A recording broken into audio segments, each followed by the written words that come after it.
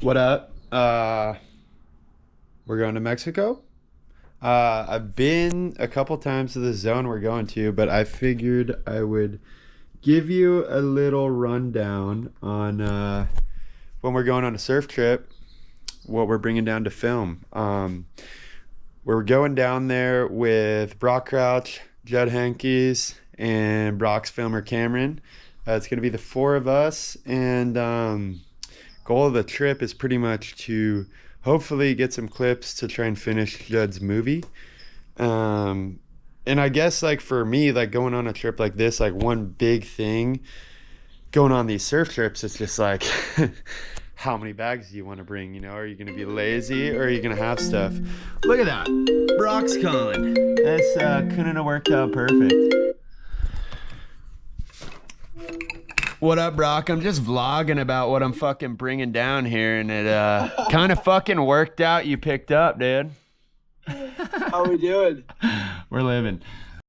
Anyways, Brock and I were just catching up, making sure. It's been a last minute plan. Brock planned this trip yesterday, and we're leaving tonight or tomorrow morning at 2 a.m. But pretty much the game plan for any time I'm going on a surf trip is like, how do you bring what you need but the least amount of shit? And also have backups. So that's like what this case is. I got a bunch of backup cables. Also, anytime you're going to sand, snow, and honestly any environment, having like a full-on sensor cleaning kit slash like just lens cleaning and all that.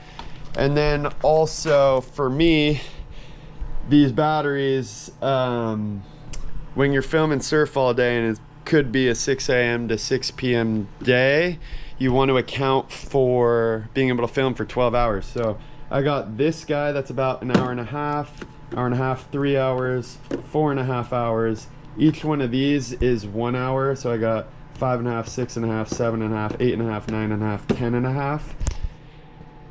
If we film for 10.5 hours straight, it's kind of ridiculous and it's like very rare to happen, but like what I've learned is you do want to be prepped for it. And with the Reds, it's definitely like all these batteries add up to like 10-15 pounds and you have to take them on the plane, so it kind of gets a little hectic. But yeah, that's kind of where we're at.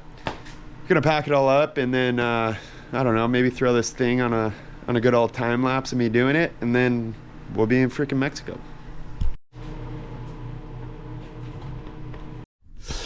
Currently just testing all my batteries, but I've finished packing. We got everything down pretty light. I got a rain cover, I got my camera plate, I got a bag of things for the camera, sensor cleaning, tripod, and some tape, first aid kit, important on a surf trip, and pretty much tripod, clothes. It's pretty nice because on surf trips this is like 100% lighter than snowboard trips. But I'm gonna take you through this whole Mexico trip with, I'm gonna bring down 2 Enduro batteries and 1 dual battery charger just plugged into my computer. But I'm gonna keep it super simple. My GoPro, I don't know how to show you, but pretty much all I have on my camera is something like this GoPro. This is kind of the look of like, that's all I'm gonna bring. And you can sometimes use it as a sketchy like mouth mount if you have to, like right there, or if you need a little handle like this, gives you something. But anyways, want to keep it extremely simple and kind of show you like what's possible without any mounting system whatsoever. Or because when I'm going and filming like this, it's kind of difficult to also focus on GoPro. So I'm gonna just show the program and dialed from there. Also, pro tip, I have attached air tags to everything. I have one in there, one in there, and I just thought of this and did this, but I duct taped the air tag to my passport. So that's 2023. That shit's pretty cool. Also charging up all my V mounts. I don't know how many of you travel with V mounts, but that one on the right is a 98 and the left is a 149, 150 basically.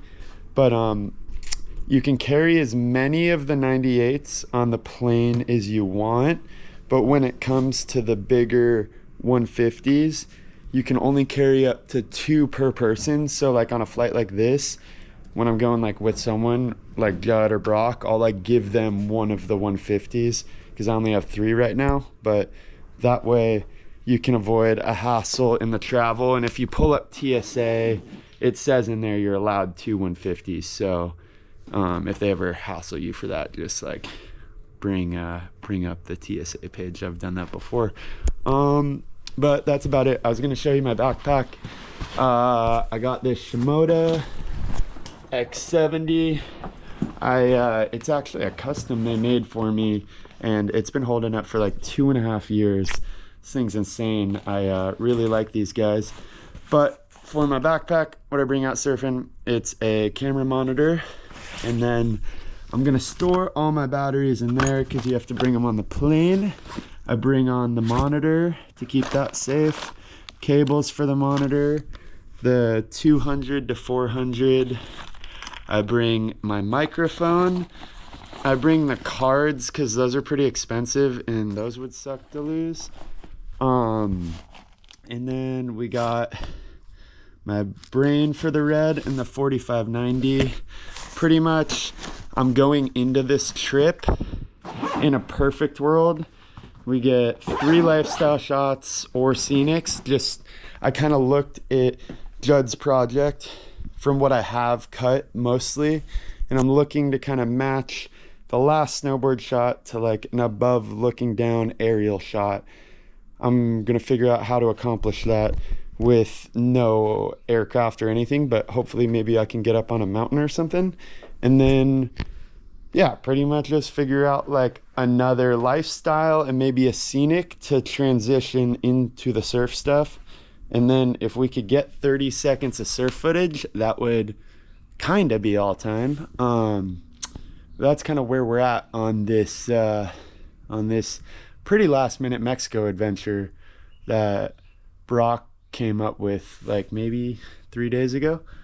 But we're doing it, and I'm gonna this is like a first concept. I don't know, like my whole goal with this is to show A, how powerful the GoPro is, B, kind of like me learning how to freaking do this.